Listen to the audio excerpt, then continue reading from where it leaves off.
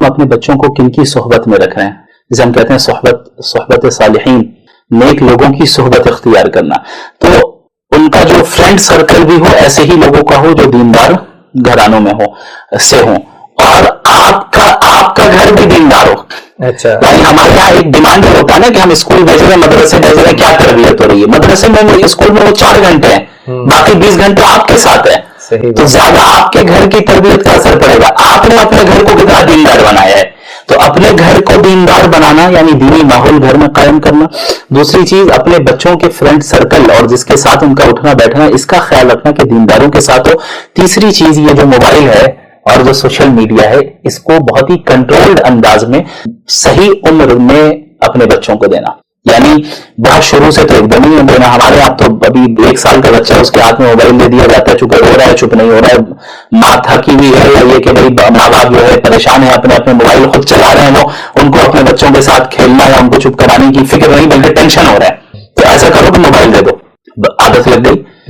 اب یہ آہستہ آہستہ آگے بڑھتے بڑھتے جب وہ انٹرنیٹ کو جانے گا، پھر آگے کی چیزوں کو جانے گا، تو یہ جو آپ نے فری ایکسس مکمل دے دیا ایک غلط عمر میں، یہ بہت غلط ہوا.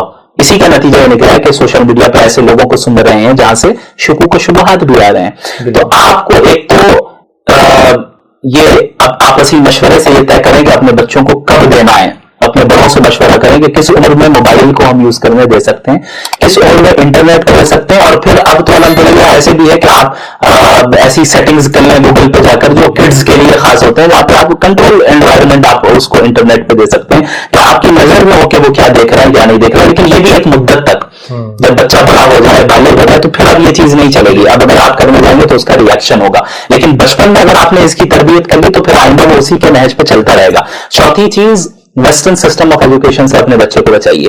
ویسٹرن سسٹم آف ایجوکیشن سے اپنے بچے کو بچائیے.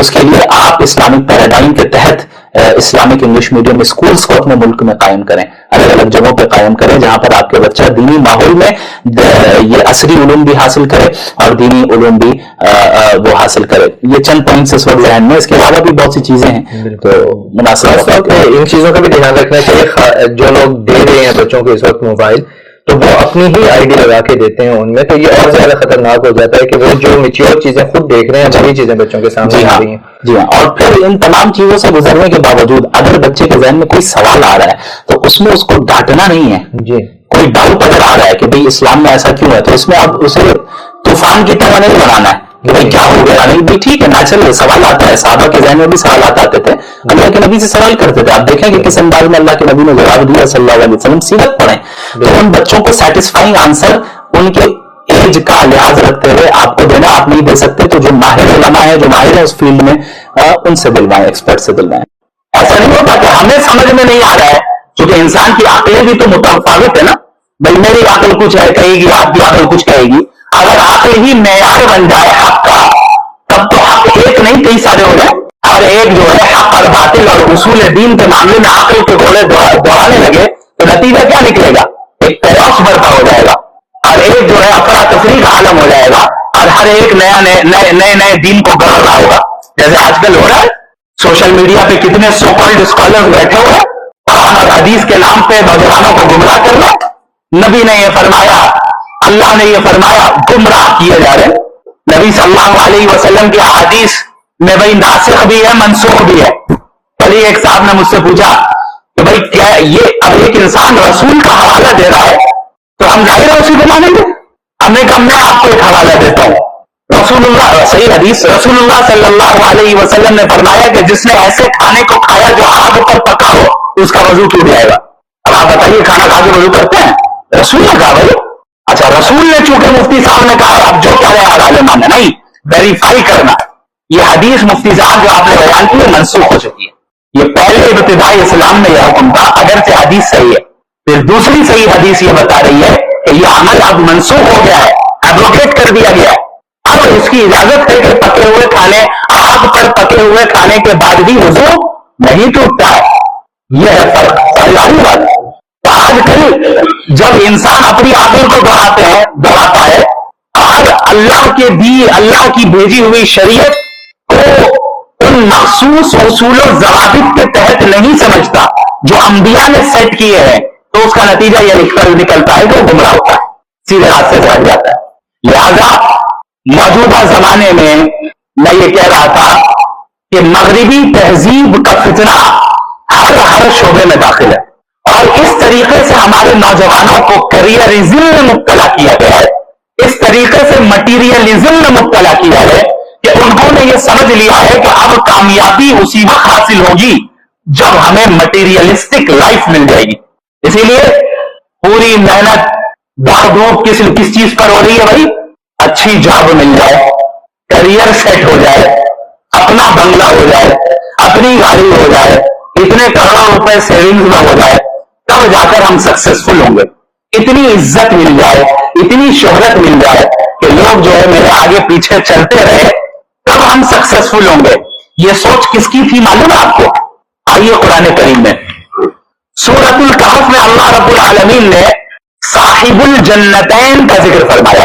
دو دوست تھے, ان میں سے ایک دوست ایسا تھا جسے اللہ نے 2 بڑے باغات دیے تھے اور بالکل مٹیریلسٹک لائف تھی, اعلیٰ ترین لگژریس لائف جسے ہم کہہ سکتے ہیں لگژری ایٹ اٹس پیک, وہ حاصل کی ادھر. اللہ نے پھر اس کی منظر کشی بھی کی کہ ہم نے انہیں 2 باغات انگور کے دیے, پھر اس کے ارد گرد کھجور کے درخت دیے, پھر ان تمام کے درمیان ایک کھیتی دی, پھر ان تمام کے درمیان نہروں کو جاری کر دیا. وہ شخص اپنے اس مومن دوست کے سامنے فخر کرتے ہوئے کہتا ہے انا اکثر منک مالا واعز نفرا. سورۃ الکہف. یہ دوست بات ایسی ہے کہ میں تو سکسیسفل آدمی ہوں, کیوں؟ تم سے زیادہ مال ہے, تم سے زیادہ افراد میرے آگے پیچھے گھومتے رہتے ہیں.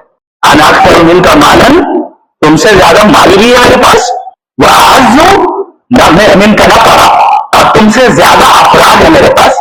2 آدمی میرے بیگ کو اٹھا رہے ہیں, 2 آدمی میرے لیے گاڑی کا دروازہ کھول رہے ہیں, کوئی میری چپل اٹھا رہا ہے, کوئی مجھے سلام کر رہا ہے, چونکہ میں پیسہ والا ہوں, مجھے عزت شہرت حاصل ہے.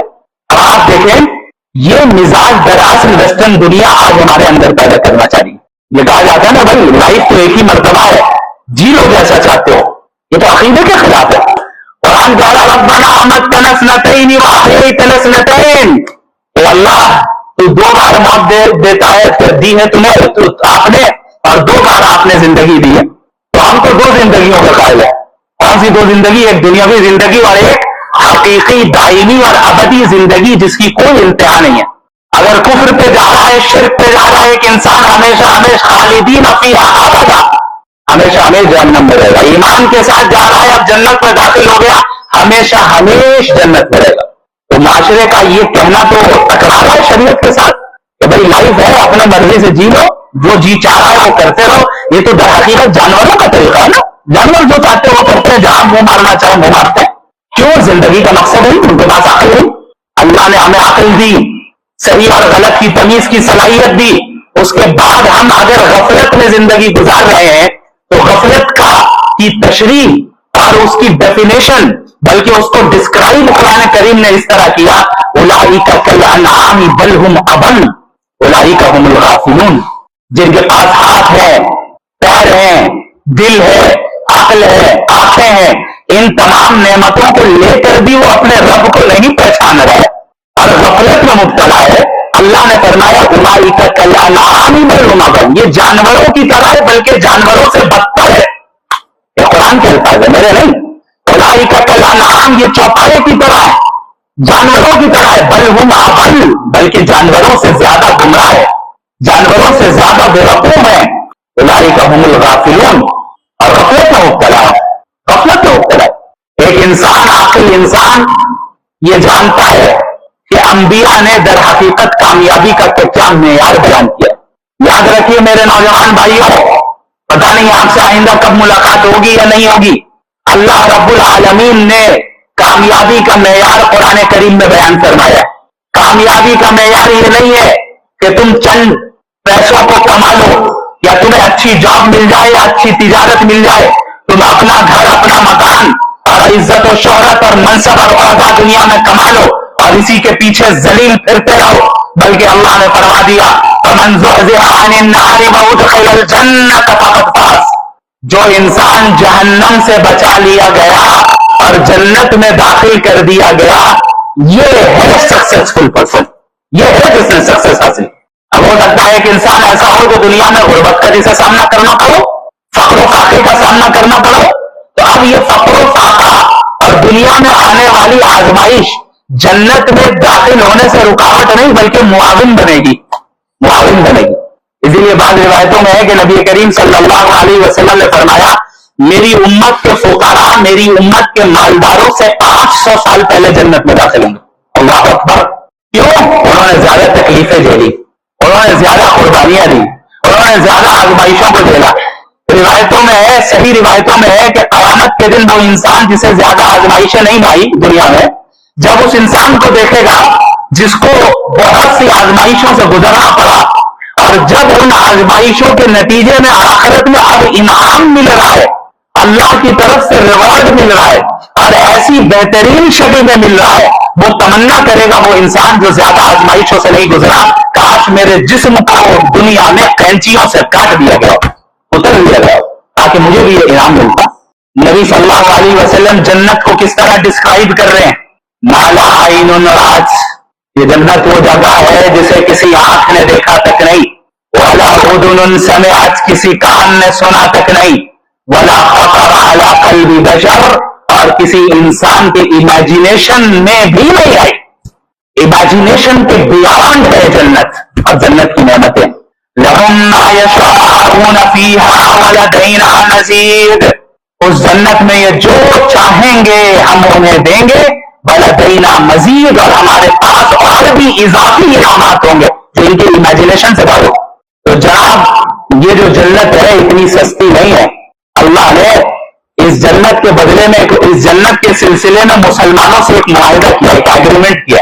उस एग्रीमेंट का जिक्र अल्लाह रब्बुल आलमीन सूरत तौबा में फरमाता है, इन्नल्लाह अश्तरा मिनल मुमिनीना अनफुसहुम व अमवालहुम बिअन्ना लहुमुल जन्नह। अल्लाह ने जन्नत के बदले में मोमिनीन से उनकी जान और उनके माल को खरीद लिया है। हालांकि जन्नत देने वाला भी अल्लाह है, जान देने वाला भी अल्लाह है, माल देने वाला भी अल्लाह है। तमाम चीजों का हकीकी मालिक कौन है? अल्लाह है। हम सब नाकिस मालिक है, वक्ती टेम्पररी मालिक है। अल्लाह का तो हक ये था कि वो अल्लाह रब्बुल आलमीन ये अल्फाज न कहता तो भाई मोमिनीन को जन्नत के बदले में इनसे ये खरीद लिया है। ये तो उस चीज के बारे में कही जाती है जो आपकी हमारी अपनी हो, भाई हमारे पास अपना तो कुछ है ही नहीं, सब अल्लाह का दिया हुआ। लेकिन अल्लाह का रहम है, अल्लाह की शफकत है, हमारे इंसानी फितरत को समझाना, फितरत के मुताबिक ऐसी बात कहना जो इंसानी आकल को समझ में आए।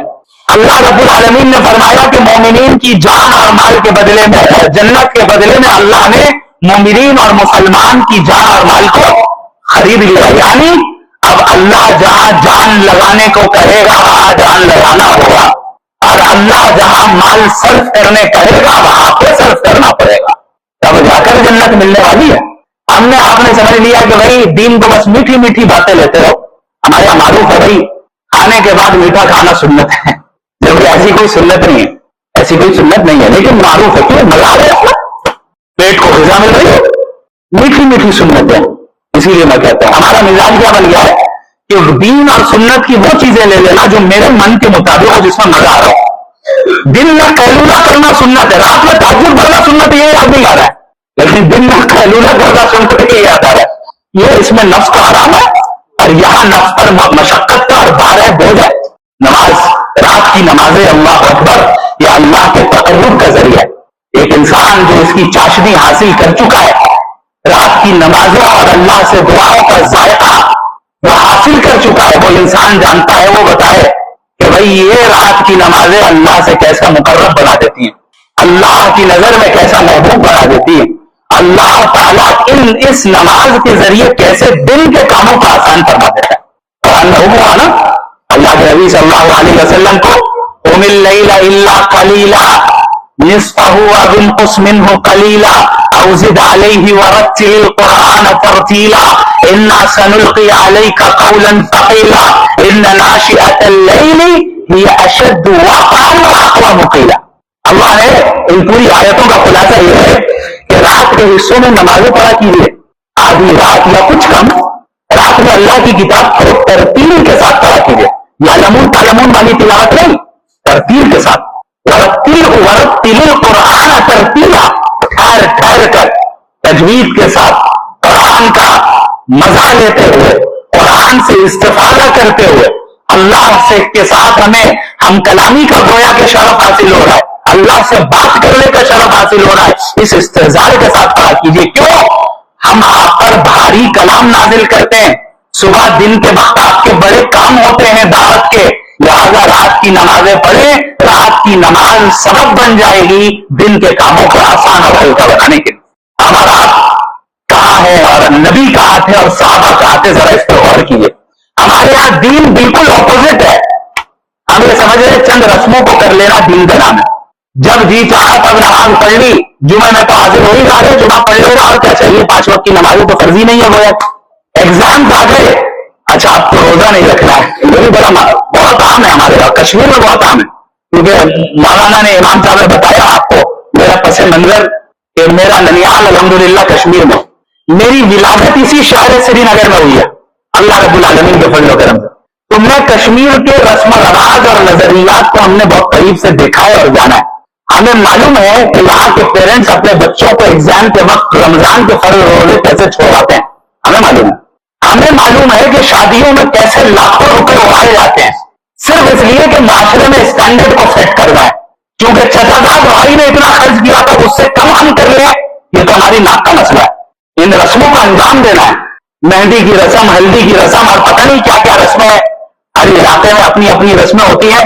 यहाँ कुछ इजाफी रस्में हैं माशाअल्लाह, कभी कुछ गिराया जा रहा है, कभी कुछ उछाला जा रहा है, कभी कुछ फेंका जा रहा है, कभी कुछ किया जा रहा है। ठीक है, वो चीजें जो शरीयत से मुतसादिम ना हो उसको इंसान कर सकता है। बात चीजें कल्चरल होती हैं, नबी ने इसकी इजाजत दी है जब तक के शरीयत के उसूलों से कॉन्ट्रडिक्ट ना करती हो। लेकिन आज हमारी शादियों का क्या हाल है भाई, लाखों रुपए खर्च किए जा रहे कि नहीं किए जा रहे, लाखों रुपए, लाखों रुपए।